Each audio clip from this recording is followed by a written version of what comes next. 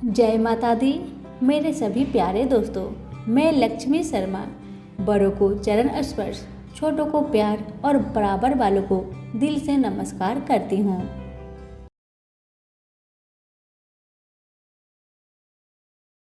आज की वीडियो में आप सभी जानेंगे ज्योतिया व्रत की बहुत ही महत्वपूर्ण जानकारी कथा के साथ। जो भी माँ आज व्रत कर रही हैं उनके लिए इस कथा में बहुत ही महत्वपूर्ण जानकारी है। इसलिए जो भी माताओं ने जितिया का व्रत किया है, इस कथा को बहुत ही अच्छे से देखिए और बहुत ही अच्छे से सुनिए, समझिए कि इस कथा में क्या है, कि आज का दिन कैसे रहना चाहिए, क्या करना चाहिए, क्या नहीं करना चाहिए। इस कथा के जरिए सुनिए और समझिए। अगर आप कुछ पूछना भी चाहती हैं तो कमेंट बॉक्स में लिखकर ज़रूर पूछिए, हम उसका जवाब ज़रूर देंगे। अब सुनिए ज्यूत महाराज की कथा। कथा को पूरा ज़रूर सुनिएगा और दूसरों को भी शेयर कीजिएगा। और वैसे भी ज्यूत महाराज की कथा को तो कभी भी अधूरा नहीं छोड़ा जाता, इसलिए कथा को अंत तक ज़रूर सुने। तो सभी मिलकर बोलिए ज्यूत महाराज की जय। भगवान आप सभी की मनोकामना को जरूर पूरा करे। कथा बहुत समय पहले की बात है। एक गांव में एक गरीब परिवार रहता था। उस परिवार में एक 10 साल का बेटा और माता और पिता रहते थे। बेटा का नाम था श्याम। श्याम बहुत ही समझदार लड़का था। जो भी उसे मिलता रूखा सूखा वही पेट भर के खा लेता था। अपने माँ बाप से कभी जिद नहीं करता, पापा हम ये खाएंगे, हम वो खाएंगे, ऐसा कभी भी नहीं कहता, क्योंकि अपने माता पिता की दुख को वो समझता था।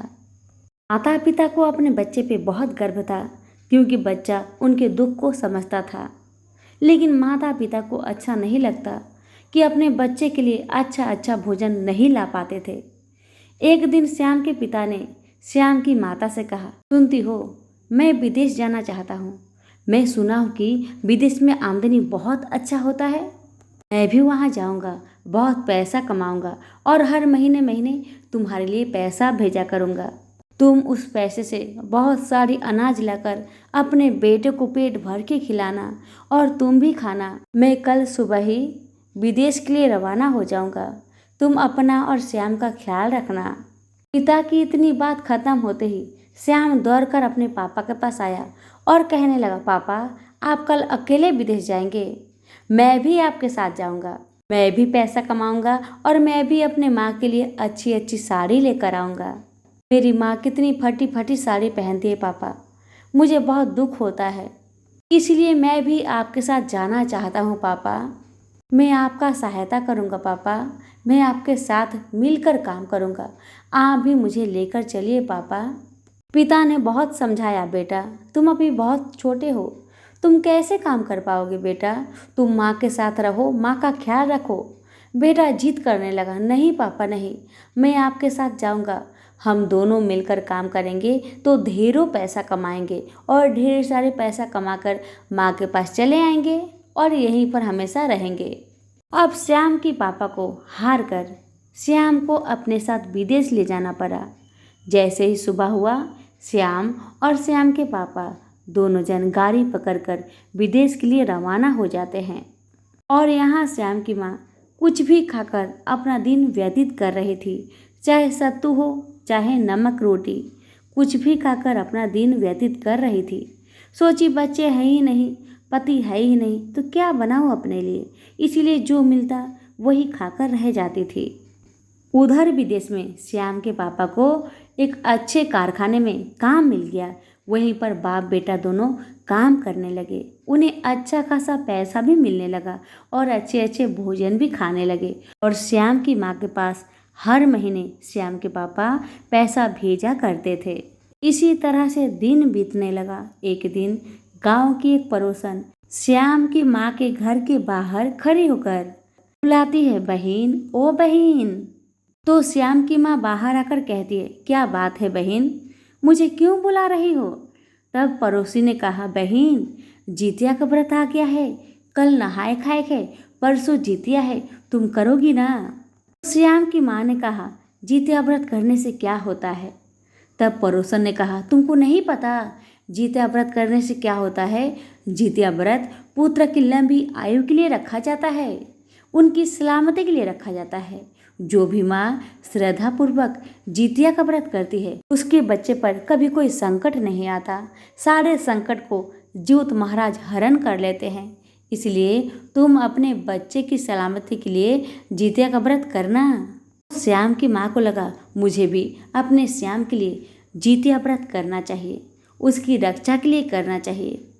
तो श्याम की माँ ने पड़ोसन से कहा, ठीक है बहन, मैं भी जितिया व्रत करूँगी, कैसे करना है तुम बता दो। तो पड़ोसन ने जितिया व्रत के नियम बता दी कि पहला दिन नहाए खाए होता है, दूसरा दिन निर्जला व्रत रखा जाता है, उस दिन एक बूंद भी पानी नहीं पिया जाता है, और तीसरा दिन पारण किया जाता है। पारण में बासी भोजन नहीं खाना चाहिए, गरम गरम भोजन से पारण किया जाता है। इतना कहकर पड़ोसन अपने घर को चली गई। और श्याम की माँ ने सोचा कल तो जितिया व्रत का नहाए खाए का दिन है, तो वो भी बाजार चली जाती है। श्याम के पापा ने थोड़े पैसे भेजे थे, उस पैसे को लेकर वह बाजार चली गई और बाजार जाकर कुछ सब्जी मरुआ का आटा लेकर अपने घर को चली आती है। खाए खाए के दिन श्याम की माँ घर की साफ सफाई बहुत अच्छे से करती है और स्नान करके सबसे पहले मरुआ का रोटी बनाकर उसी से व्रत की शुरुआत करती है। और जब शाम होता है तो झिंगुनी सारी सब्जी मिक्स करके सब्जी दाल चावल रोटी पकाती है और ज्योत भगवान के लिए सारा भोजन में से थोड़ा थोड़ा करके अलग करके रख देती है, और जो बचता है भोजन उस भोजन को स्वयं खा लेती है। अब तो कल निर्जला व्रत रहना था। अब जैसे ही रात का 3 बजा, श्याम की माँ ने सारा भोजन ले जाकर ज्योत महाराज को देके प्रणाम करके और हाथ जोड़ के माफ़ी मांगती है, हे भगवान, अगर मुझसे कोई गलती हो गया हो तो मुझे माफ़ करना। इतना कहकर फिर से अपने घर में आकर सो जाती है। और सुबह होने के बाद घर की साफ सफाई करके आंगन में बैठी रहती है। गर्मी का दिन था, बहुत गर्म लग रहा था, इसलिए श्याम की माँ आंगन में बैठी थी। घर में तो कोई था नहीं जिससे बातें करे, बेचारी आंगन में अकेली ही बैठी थी। तभी श्याम की माँ की नज़र बाहर के बड़ा पीपल वृक्ष पे पड़ी। उसने सोचा क्यों ना उस पीपल के वृक्ष के नीचे छाँव में जाकर बैठ जाऊं, इतना प्यारा हवा आ रहा होगा वहाँ पर। ये सोचकर श्याम की माँ पीपल के पेड़ के नीचे जाकर खड़ी हो जाती है। वहाँ पर जोर जोर से हवा चल रही थी, बहुत ही प्यारी प्यारी हवा आ रही थी। श्याम की माँ को बहुत आराम मिल रहा था। लेकिन अचानक हवा की बहाव अचानक तेज हो गई और पीपल पेड़ की टहनियाँ धीरे धीरे श्याम की माँ को छूने लगी। हवा से हिल हिलकर पीपल की डाल की टहनियाँ श्याम की माँ को छूने लगी। तो श्याम की माँ ने क्या किया, पीपल की पेड़ की टहनी को 5 टहनी को तोड़ दिया। बिना सोचे समझे टहनी को तोड़ दिया। अब होता है क्या, इधर माँ ने तो पीपल की टहनी तोड़ी और उसी में लटका दी, और उधर बेटा श्याम का हालत बुरा हो गया। जैसे जैसे माँ ने पीपल की डाली को तोड़ा, वैसे वैसे बेटे का भी उंगली टूटते गया। बेटा डर से चिल्लाता छटपटाता दौड़ता हुआ अपने पापा के पास गया और कहने लगा, पापा पापा, ऐसा लग रहा है कि कोई मेरी उंगली को तोड़ रहा है पापा, मेरी उंगली सीधी नहीं हो रही है। बेटा की बात सुनकर पिता कहने लगा, धत्तरी की बुद्धू, ऐसा कभी होता है? तुम्हारी उंगली में मरोड़ पड़ गया होगा बेटा, लाओ मैं देख लेता हूँ।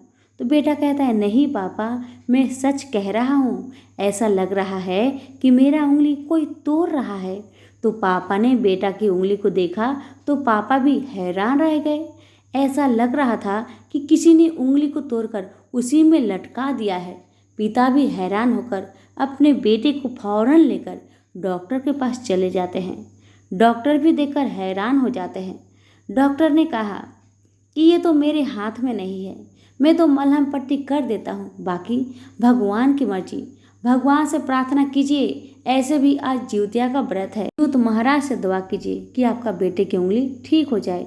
मेरे बस में अब कुछ भी नहीं है। इतना सुनकर दुखी मन से बाप बेटा अपने कमरे में आते हैं। और अपने सारे सामान को पैकिंग करके फौरन गाड़ी पकड़कर अपने गांव के घर में चले आते हैं। तभी माता ने जित्या व्रत का पारण भी नहीं किया था।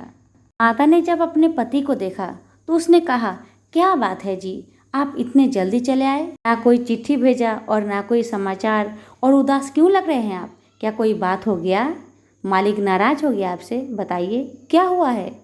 पत्नी की बातें सुन श्याम के पापा आगे बढ़ गए और पीछे श्याम खड़ा था, जो कि हाथों में पट्टी बांधे खड़ा था।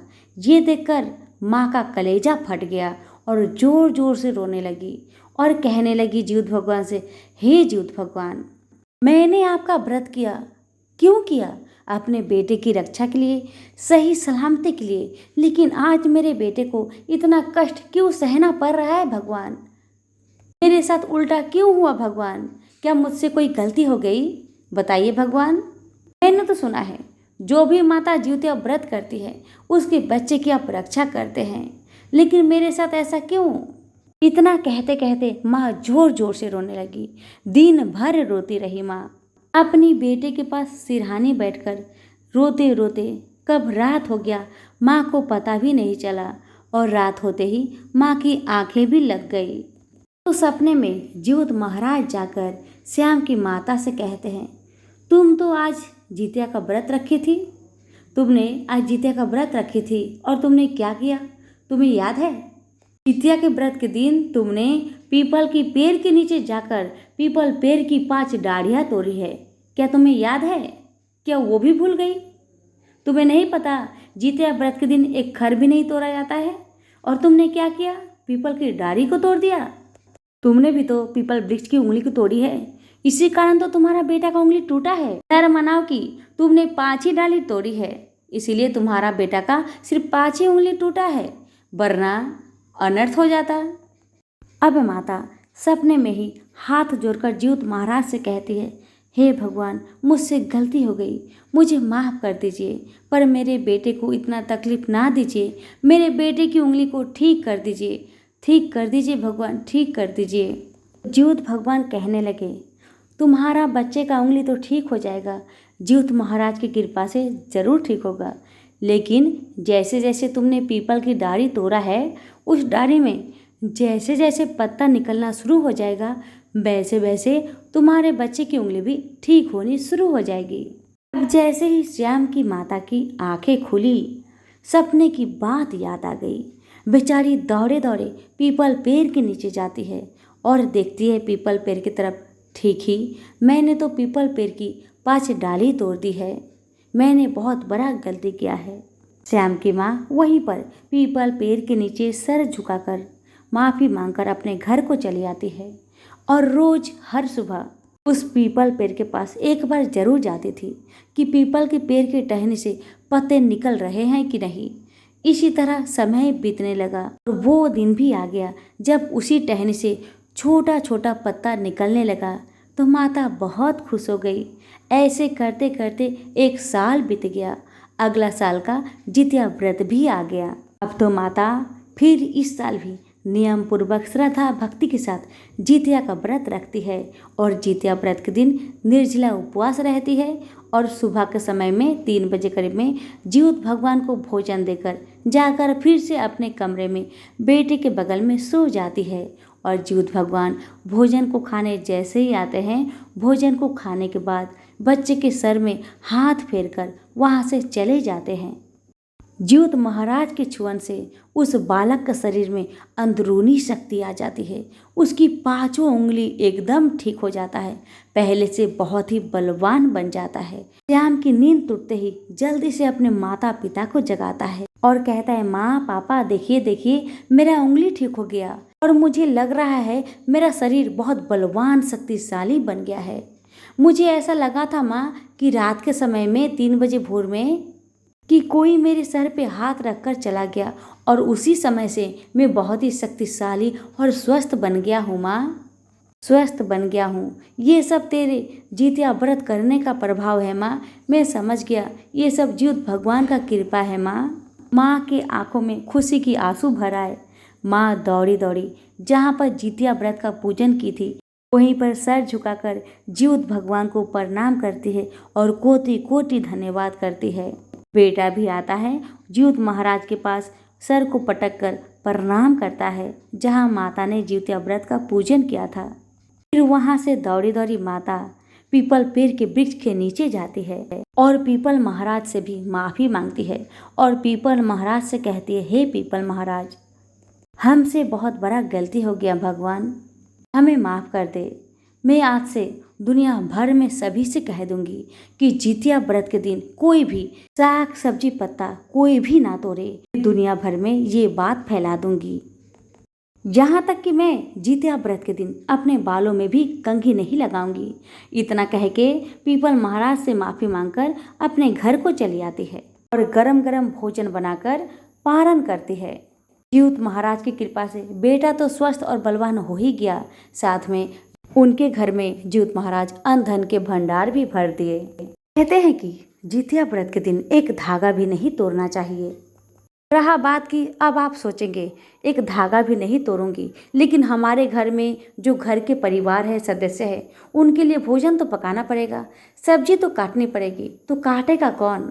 अगर आपके घर में ऐसा कोई है जो जितिया का व्रत नहीं कर रहा है तो एक दिन के लिए उनसे सब्जी कटवा लीजिए। अगर घर में कोई है ही नहीं तो पड़ोसन से बोलिए, पड़ोसन काट देगी। व्रत में कोई भी काम के लिए कभी भी कोई मना नहीं कर सकता, इसलिए अगर आपको दिक्कत है तो पड़ोस को बुलाकर सब्जी कटवा सकते हैं, लेकिन खुद से सब्जी ना काटे, बालों में कंघी ना करे, एक लकड़ी धागा तक को भी ना तोड़े।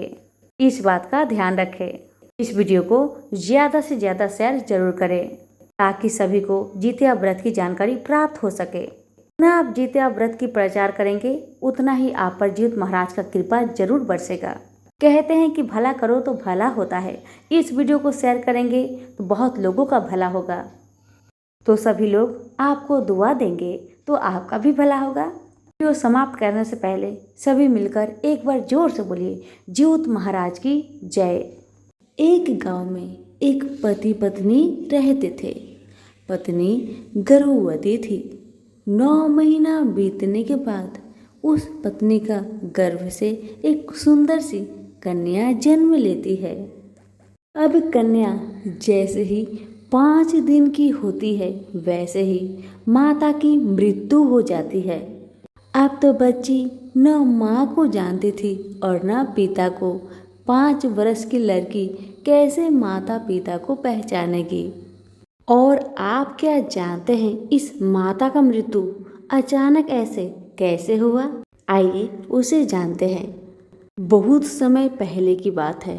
बहुत सारी महिला मिलकर जितिया का व्रत कर रही थी। तभी ये माता ने उस जितिया के व्रत की घोर अपमान की। बस इसी के कारण जीवत भगवान नाराज होकर इस माता को हर लेते हैं। इधर माता के मृत्यु के बाद पिता अपनी पुत्री का नाम राजकुमारी रखते हैं। राजकुमारी जब 5 वर्ष की हो जाती है तो पिता उस बच्ची को एक अच्छे से स्कूल में एडमिशन करवा देते हैं। बच्ची का एडमिशन तो हो गया तो हर दिन का काम चालू हो गया। सुबह सुबह पिता उठते, घर का काम काज करते, बच्चे के लिए टिफिन बनाते और अपनी बिटिया रानी को स्कूल का कपड़ा पहनाते, बाल बांधते और उसके बाद बिटिया रानी को स्कूल छोड़ आते। और जब बिटिया रानी का छुट्टी होता तो पिता हर दिन बिटिया रानी को लेने चले जाते। एक दिन बिटिया रानी को पिता लेने में देर कर देते हैं तो बिटिया रानी अकेले अकेले स्कूल से आने लगती है। तो कुछ दूर आगे बढ़ने पर बिटिया रानी देखती है कि एक झोपड़ी है। झोपड़ी के बाहर एक माँ अपने बच्चे को गोद में लेकर प्यार से भोजन करा रही है। ये देखकर राजकुमारी बिटिया रुक जाती है और उस माँ को और उस बच्चे को ध्यान से देखती है और मन में सोचती है, अगर मेरी भी माँ होती मुझे भी अपने गोद में बैठाकर प्यार करती, भोजन कराती। इतना सोचकर अपने घर बिटिया रानी चली आती है। जैसे बिटिया रानी अपने घर को आती है तो पिता घर में रहते हैं, जो कुछ काम कर रहे होते हैं। बिटिया रानी बैग रखकर अपने पिता से कहने लगी, पिताजी मेरी माँ कहाँ है पिताजी, बताइए ना पिताजी, मैंने तो अपनी माँ का मुंह तक भी नहीं देखा है, बताइए ना बाबूजी मेरी माँ कहाँ चली गई। बिटिया राजकुमारी की बातें सुन पिता कहने लगे, बेटी तुम्हारी माँ तुम्हें छोड़कर बहुत दूर चली गई है, तुम्हारी माता को भगवान जी ने तुमसे छीन लिया है। अब पिता की बात सुन बिटिया कहने लगी, पिताजी मेरी माँ को भगवान ने क्यों छीन लिया, मुझे बताइए पिताजी, बताइए मेरी माँ का क्या गलती था कि मेरी माँ मुझे छोड़कर चली गई, भगवान ने उसे छीन लिया, बताइए पिताजी बताइए। बेटी की बात सुन पिता कहने लगे, मुझे नहीं पता बिटिया, भगवान ने तेरी माँ को क्यों छीन लिए, मुझे नहीं पता। अब बेटिया उदास मन से मन में सोचने लगी, पता नहीं क्यों भगवान ने मेरी माता को मुझसे छीन लिया, मेरी माता को मैं कैसे वापस लाऊं, क्या करूं। इतना मन में सोचने के बाद बिटिया रानी नदी किनारे बैठकर जोर जोर से रोने लगती है। सुबह से शाम हो गया। राजकुमारी बिटिया का रोना देखकर गंगा मैया को उस पे तरस आता है। मन में सोचती है, बाप रे इतनी छोटी सी बच्ची, सुबह से मैं देख रही हूँ रोए जा रही है, रोए जा रही है, सुबह से शाम हो गया।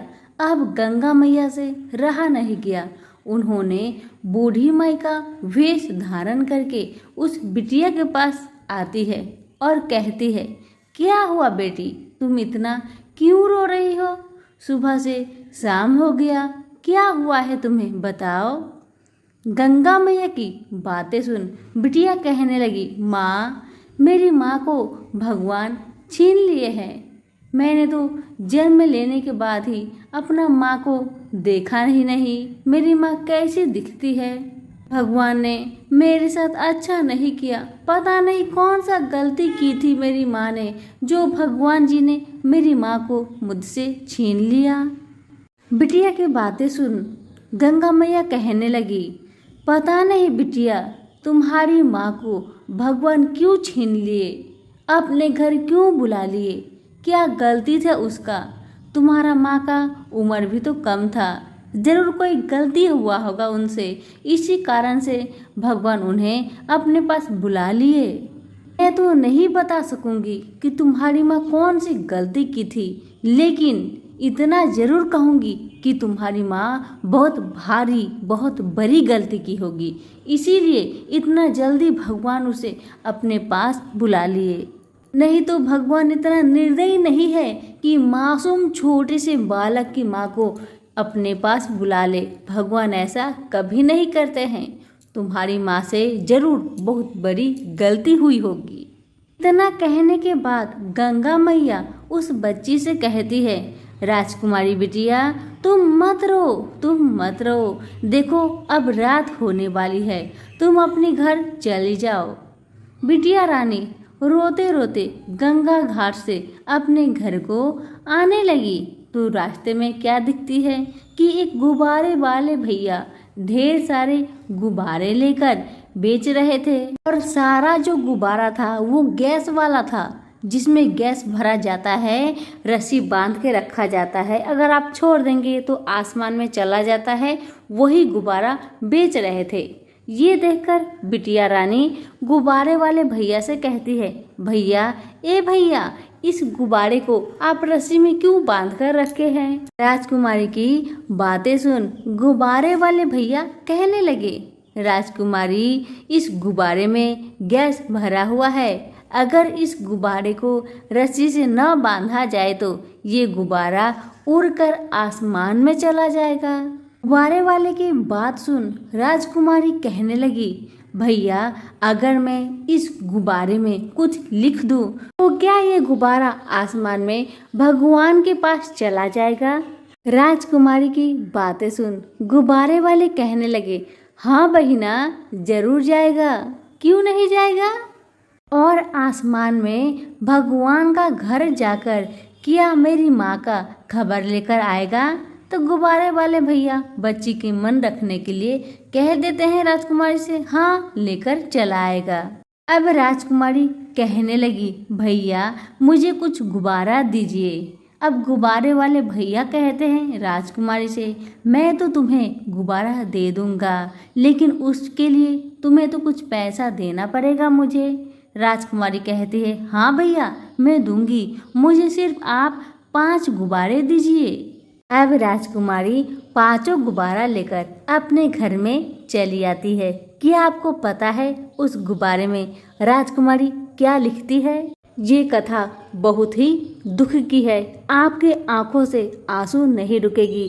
कथा को पूरी जरूर सुनिएगा और जितने लोग जितिया का व्रत आज किए हैं उन सब में जरूर शेयर कीजिएगा। ज्योत भगवान की कृपा आप सभी पर, आपके बच्चे पर सदा बनी रहे।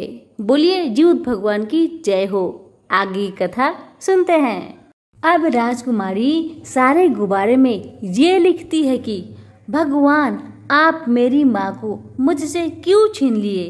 यही बात 5 गुब्बारे में लिखती है और लिखने के बाद सारे गुब्बारे को लेकर उसी गंगा नदी के पास जाती है और जाकर आसमान में छोड़ देती है और अपने घर को आती है।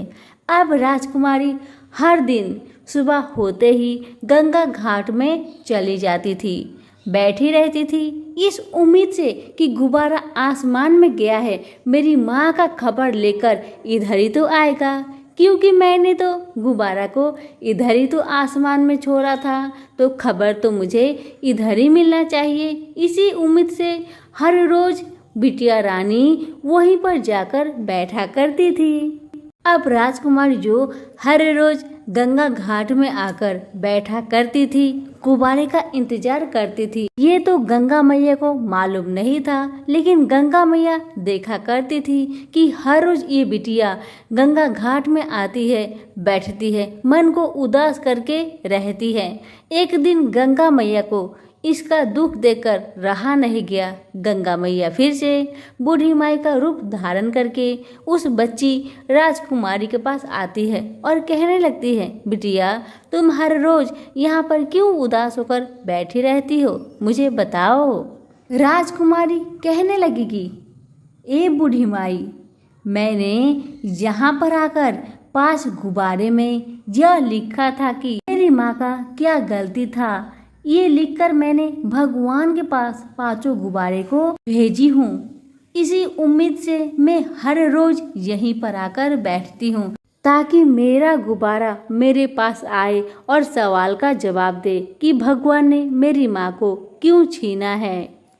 बच्ची की बातें सुन गंगा मैया कहने लगी, राजकुमारी जिस जगह में तुम्हारी माँ गई है उस जगह में वह गुब्बारा ना पहुंच पाएगा और ना ही तुम्हारा माँ का जवाब लेकर आ पाएगा, इसलिए तुम जाओ घर, यहाँ मत रहो, क्योंकि तुम्हारी माँ जिस जगह पर गई है उस जगह पर कोई भी नहीं जा सकता जब तक भगवान ना बुलाए। उस जगह में जब भगवान जिसको बुलाएंगे उसी को जाना पड़ता है। अब राजकुमारी बूढ़ी माई की बातें सुन कहने लगी, माँ कृपा करके मुझे बताइए, मैं जाऊंगी जहाँ पर मेरी माँ गई है, भला कोई ना जा सके लेकिन मैं तो जाऊंगी, बताइए माँ बताइए। राजकुमारी गंगा मैया के दोनों पैर पकड़ के रोने लगी। 20 रूपी गंगा मैया को उस पर दया आ गई और गंगा मैया राजकुमारी से कहने लगी, देखो बेटी, वह रास्ता बहुत बड़ा कठिन है, उस रास्ते में तुम्हें नदी मिलेगी, जंगल, झाड़, कांटे, पर्वत, पहाड़ मिलेंगे। अगर तुम सारे रास्ते को पार कर गई तभी तुम्हें भगवान का घर मिलेगा, अन्यथा कभी नहीं मिलेगा। इस बात का ध्यान में रखना। राजकुमारी 20 रूपी गंगा मैया से कहती है, माँ आप बिल्कुल चिंता ना करें, आप सिर्फ मुझे ये बताइए मैं किस तरफ से चलना शुरू करूं। राजकुमारी की बातें सुन गंगा मैया कहने लगी, बेटी वो जो पहाड़ दिख रही हो तुम, उसी पहाड़ के ऊपर तुमको चढ़ना होगा, उसी के बाद से तुम्हारा रास्ता शुरू हो रहा है। अब राजकुमारी चल पड़ी पहाड़ के ऊपर। पहाड़ पर चढ़ने के बाद नदी मिला, जंगल झाड़ से जाने लगी। उसके पैर तो कट कट कर फट गए थे, पैर खून खून से लथपथ हो गया था। फिर भी बेटी हार नहीं मानी। इसी तरह से कुछ दूर बढ़ने पर राजकुमारी देखती है कि एक बहुत बड़ा चिऊटा काले रंग का, उसका सूर बहुत लंबा लंबा था। वह एक रास्ते से आ रहा था और इधर से एक बहुत विशाल हाथी आ रहा था। ये देखकर राजकुमारी सोचने लगेगी, अगर इस हाथी का पैर इस चिऊटा को ऊपर पड़ जाए तो इस चिऊटा का मौत हो जाएगा। ये सोचकर राजकुमारी अगल बगल में देखने लगी। तो राजकुमारी को एक ढकनी दिखाई देती है। राजकुमारी जल्दी से ढकनी उठाती है और फट से उस चिऊटा को ढक देती है और एक किनारे जाकर राजकुमारी खड़ी हो जाती है। हाथी अपने रास्ते पकड़कर चला जाता है, उस ढकनी पर अपना पैर नहीं रखता। जब हाथी वहां से चला जाता है तब राजकुमारी जल्दी से जाकर उस ढकनी को हटा देती है और चिऊटा से कहती है, चिऊटा चिऊटा, अब तुम्हें कोई बात का डर नहीं, तुम अपने रास्ते अब अच्छे से जा सकते हो। लेकिन वो जो चिऊटा था वह चिऊटा नहीं था, वह तो यमराज भगवान का दूत था जो अपना भेष बदलकर जंगल में आया था। राजकुमारी की बातें सुन यमदूत अपने असली रूप में आ गए और राजकुमारी से कहने लगे, बेटी तुम इतना दूर कैसे आ गई? इस बात को सुनकर राजकुमारी कहने लगी, मैं तो अपनी माँ को भगवान के घर से वापस लाने जा रही हूँ। बच्ची की बातें सुन यमदूत कहने लगे, बेटी जब कोई भगवान के घर जाता है वहाँ से कभी भी वापस नहीं आता, क्योंकि जो भी भगवान के घर जाता है उसकी मृत्यु होने के बाद ही भगवान का घर जाता है। तुम वहाँ कैसे जा सकती हो? तुम तो वहाँ नहीं जा पाओगी। यमदूत की बातें सुन राजकुमारी कहने लगी, नहीं, मुझे जाना है तो जाना है, मैं तो जाऊंगी ही। भगवान ने मेरे साथ अच्छा नहीं किया, मैंने माँ को कभी देखा नहीं, भगवान उससे ही पहले मेरी माँ को मुझसे छीन लिए। मैं तो अभी सिर्फ 5 वर्ष की हूँ, मुझे कौन देखेगा, मुझे कौन पालेगा? मुझे तो मेरी माँ ने कभी प्यार से खाना भी नहीं खिलाया, भगवान तो मौका ही नहीं दिए। इस बार मैं हारने वाली नहीं हूँ, जब यहाँ तक आई हूँ अपने माँ को लेकर ही जाऊंगी, चाहे जैसे भी लेकर जाओ। अब राजकुमारी कहती है, पहले आप बताइए आप कौन हैं? आप तो देखने में बहुत डरावने हैं, आप कौन हैं? राजकुमारी की बातें सुन यमदूत कहने लगे, बेटी मैं ही हूँ यमदूत। जब किसी की मृत्यु होता है तो मैं ही उसका आत्मा को भगवान के पास ले जाता हूँ। यमदूत की बातें सुन राजकुमारी कहने लगी, ओ तो आप ही हैं जो सारा आदमी को, सारा इंसान को मारकर भगवान के पास ले जाते हैं। तब तो आप ही मेरी माँ का प्राण को भी लेकर आए होंगे। राजकुमारी की बातें सुन यमदूत कहने लगे, हो सकता है बेटी, शायद मैं ही तुम्हारी माँ का प्राण लेकर आया हूँ। राजकुमारी का माँ का मृत्यु नहीं हुआ था, उस माँ को तो जीवित भगवान एक गुफा में लाकर रख दिए थे। उसने एक बहुत भारी गलती की थी, उसी का सजा उसको मिल रहा था। अब तो यमदूत राजकुमारी को लेकर महादेव जी के सामने चले जाते हैं। अब यमदूत भोलेनाथ से कहते हैं, भगवान देखिए देखिए 5 बरस की लड़की, 5 बरस की बच्ची मृत्यु लोक से कितना कष्ट से, कितना दर्द सहकर यहाँ तक पहुँची है, अपनी माँ के लिए यहाँ आई है। आप ही देखिए भगवान, ये बच्ची तो बहुत रोए जा रही है, आप ही इसे संभालिए और आप ही इसे समझाइए कि इसकी माँ का क्या गलती था।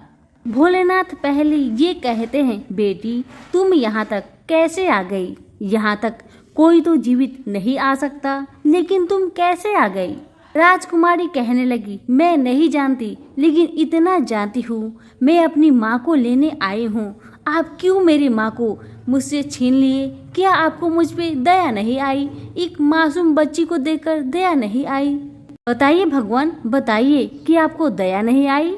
अब तो राजकुमारी की बातें सुन भोलेनाथ को दुख लगता है। उसके पैर को देख के उन्हें बहुत दुख होता है। भोलेनाथ को उस बच्ची पर बहुत दया आती है। अब भोलेनाथ राजकुमारी से कहते हैं, बेटी, तुम्हारी माँ एक जमाने का बात है, उसने जीउत भगवान का घोर अपमान किया था, और अपमान में तुम्हारी माता ने क्या कहा था उसे ध्यान से सुनो। एक जमाना का बात है, बहुत सारी महिला मिलकर जीउत भगवान का व्रत कर रही थी, और सारी महिला मिलकर झिंगुनी के पत्ते पर भगवान को भोजन दे रहे थे, तेल खरीदे रहे थे। ये देखकर तुम्हारी माँ ने कहा कि ये कैसा भगवान है जो झिंगुनी के पत्ते पर ये तेल खरी खाते हैं? क्या ये कोई भगवान है? ऐसा कहकर तुम्हारी माता जोर जोर से सारी महिला पर हंसने लगी कि तुम लोग तो मूर्ख हो, ये तो कोई भगवान हो ही नहीं सकते। यही बात सुनकर जीउत भगवान को बहुत क्रोध आता है, और तुम्हारी माँ को जीउत भगवान हर लेते हैं कि एक माँ का हृदय से बच्चा क्या होती है वही दिखाने के लिए भगवान ने तुम्हारी माँ का हरण किया है। तुम्हारी माँ का अभी तो मृत्यु लिखा ही नहीं है, ये तो उसका गलती था जिसका सजा उसे मिल रहा है। लेकिन फिर भी तुम्हारी माँ का प्राण हरने के बाद भी जीउत भगवान तुम्हारी माँ को सुरक्षित एक गुफा में रखे हैं। अब तो भगवान राजकुमारी का उंगली पकड़कर उसे गुफा तक ले जाते हैं और दिखाते हैं, देखो बिटिया, वो जो देख रही हो वो औरत वही तुम्हारी माँ है। अब 5 साल की बिटिया गुफा के अंदर प्रवेश करती है और अपनी माँ को पकड़कर पूरा जोर जोर से रोने लगती है और कहने लगती है, माँ, तुम मुझे छोड़कर क्यों चली आई? क्या तुझे दया नहीं आई मुझ पर? बताओ माँ, बताओ।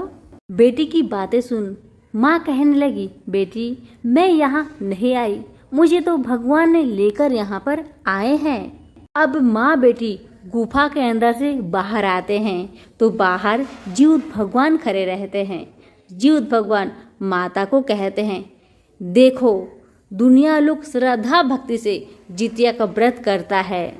सारा दुनिया में माँ का गर्भ में जीव तो मैं ही डालता हूँ, कि मेरा तो अनेक रूप है, अनगिनत रूप है जिसे तुम नहीं जानती। हर माँ का गर्भ में जीव मैं ही डालता हूँ और तुमने मेरा अपमान किया। इसी क्रोध से मैंने तुम्हें हरण किया। अब देखो तुम, माँ का ममता और बच्चा का ममता क्या होता है, समझो इसे।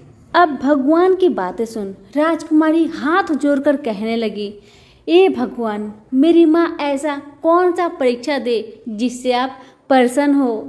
कृपा करके मुझे बताइए। हम लोग आपको प्रसन्न करने के लिए हर कोशिश करेंगे, जी जान लगा देंगे, बस कृपा करके आप बता दीजिए। बच्ची की बातें सुन भगवान कहने लगे, बेटी, अगर तुम्हारी माँ इस जितिया व्रत को श्रद्धा भक्ति से अगर करेगी और यही झिंगुनी के पत्ते पर तेल खरी और भोजन मुझसे देगी और निर्जला व्रत रहेगी, उसी से मैं प्रसन्न हो जाऊंगा और तुम्हारी माँ को मैं माफ कर दूंगा।